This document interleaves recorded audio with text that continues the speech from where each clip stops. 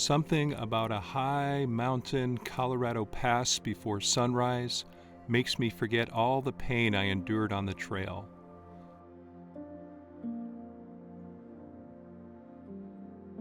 Like the time I got blown off balance along a windy ridge at Copper Mountain, when I struggled through a long waterless section near Salida, or when I gasped for breath at 13,000 feet and felt like I couldn't go one step farther.